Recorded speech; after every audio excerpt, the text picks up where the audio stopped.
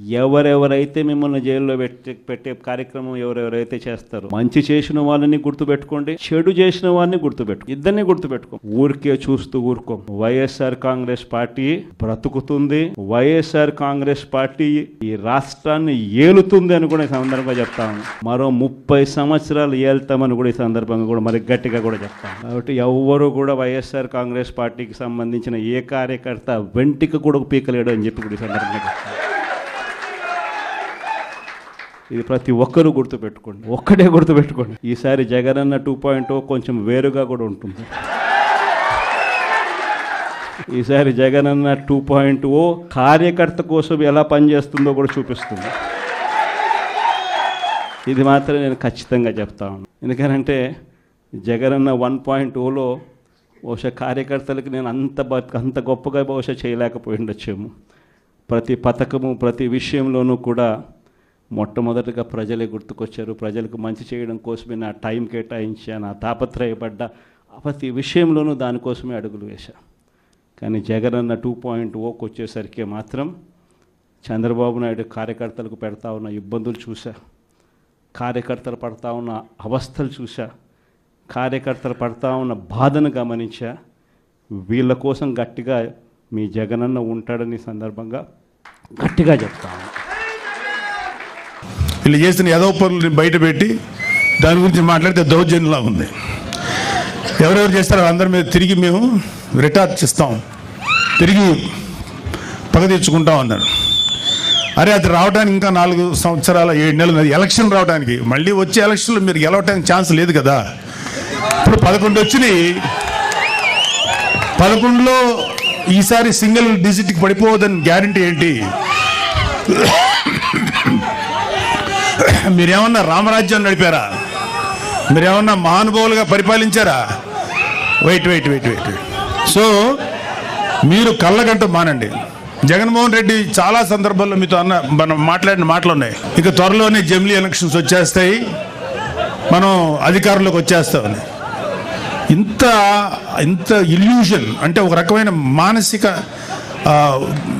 దీనిలో సైకలాజికల్ సమస్యలతో ఉన్న మీకు ఎప్పుడో 4 సంవత్సరాల 7 నెలలు 3 నెలలు 4 నెలల తర్వాత వచ్చే ఎలక్షన్స్ అప్పుడే వచ్చేస్తాయని చెప్పి జనాలతోటి మైండ్ గేమ్ ఆడుతున్నారు. లేకపోతే మీ కార్యకర్తలను ఉన్న వాళ్ళని సేవ్ చేసుకోవడానికి ప్రయత్నిస్తున్నారు. అరే మీ పార్టీలో ఎంతమంది ఉంటారో ఇంకా తెలియదురా, అందరూ వచ్చేస్తున్నారు, చాలామంది బయటకు వచ్చేసారు. మీరు రైట్ హ్యాండ్ అని పేరు పెట్టిన విజయసాయిరెడ్డి బయటకు వచ్చేసాడు.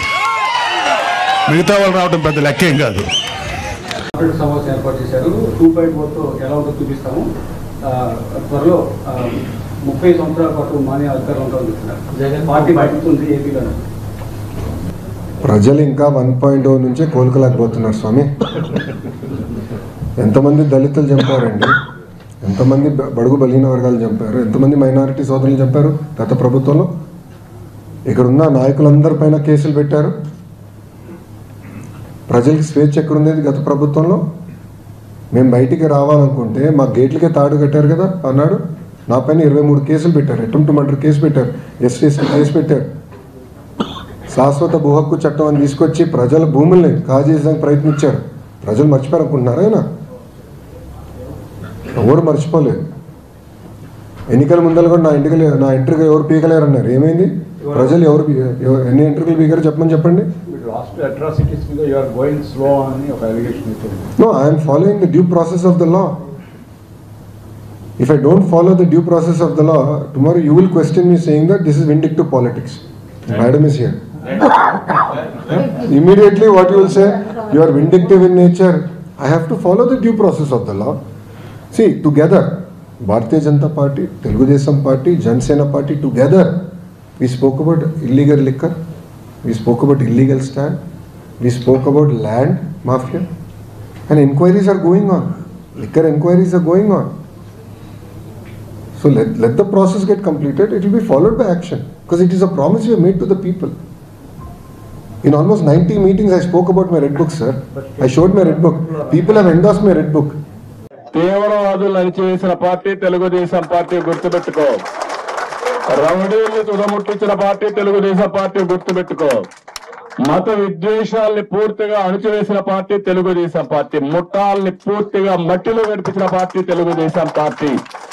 రేపు కూడా ఈ సైకోలు రౌడీలు రాజకీయ రౌడీలు నా దగ్గర తోక తిప్పలేరు. మళ్లీ చెప్తున్నా, మీరు గుర్తుపెట్టుకోండి. 24 క్లేమోర్ మైన్స్ కే భయపడకపోతే ఇలాంటి సైకోలకు నేను భయపడతానా? పెట్టినారా? అవన్నీ నాకు వదిలిపెట్టండి. కానీ మీరందరూ గుర్తుపెట్టుకోవాలి, షార్ట్ ట్రీట్మెంట్ ఇస్తా, అసలు ట్రీట్మెంట్ ఇస్తా, దాని గురించి నీకేం బాధలా. దానికంటే అసలైన బాధ ఏంటంటే రాష్ట్రం మొత్తం గంజాయి మత్తులోకి వెళ్ళిపోతా ఉంది. అది డేంజరస్ ట్రెండ్. గంజాయి తాగిన వాడికి భార్య తల్లికి డిఫరెన్స్ తెలియదు. వాడు ఏం చేసేవాడు తెలియదు. అలాంటి పరిస్థితికి వచ్చిన తర్వాత, వాడు చెడిపోయిన తర్వాత వాళ్ళని మార్చడం అనేది మన చేతల్లో కూడా చాలా డిఫికల్ట్ టాస్క్. చాలా ఎలాబరేట్ గా ఇవన్నీ కూడా నాకు ఆలోచిస్తే ఒకసారి నిద్ర కూడా రాదు. ఏమైపోతుంది రాష్ట్రం అని బాధ, ఆవేదన ఉంటుంది. కానీ తప్పదు, మన బాధ్యత ఉంది. ఈ రాష్ట్రాన్ని కాపాడుకోవాలి. మళ్ళీ ఈ రాష్ట్రాన్ని నిలదొక్కునే విధంగా రాష్ట్రాన్ని గెలిపించే బాధ్యత నేను తీసుకుంటా. దానికి సహకరించాల్సిందిగా మిమ్మల్ని అందరినీ కోరుకుంటూ మరొకసారి అందరికీ నిర్ణయాలు తీసుకుంటాం. ఆ నిర్ణయాలు ఎలాంటివి? నాకు సంబంధించినవి కాదు, ప్రజలకు సంబంధించినవి. పొత్తులో భాగంగా నేను 24 స్థానాలు తీసుకున్నాను. 24 అసెంబ్లీ స్థానాలు తీసుకుంటే ఇంతేనా అంటున్నారు. 24ఏనా? ఇంతేనా? మనోళ్ళు కాదు, అవతలి వాళ్ళకి తెలియట్లా. బలి చక్రవర్తి కూడా వామనుణ్ణి చూసి ఇంతేనా అన్నాడు. బలి చక్రవర్తి కూడా వామనుణ్ణి చూసి ఇంతేనా అన్నాడు. నెత్తి మీద కాలు పెట్టి బలి చక్రవర్తిని అధాపాతాళానికి తొక్కుతున్నప్పుడు తెలిసింది ఎంతో అని. ఇంతింతై వటుడింతై నభో వీధిపై నంతై తోయిద మండలాగ్రమణకంతై వామనవతారాన్ని చూపిస్తుంది జనసేన. జగన్ గుర్తుపెట్టుకో, అధాపాతాళానికి తొక్కకపోతే నా పేరు పవన్ కళ్యాణే కాదు, మా పార్టీ జనసేనే కాదు. మర్చిపోకో.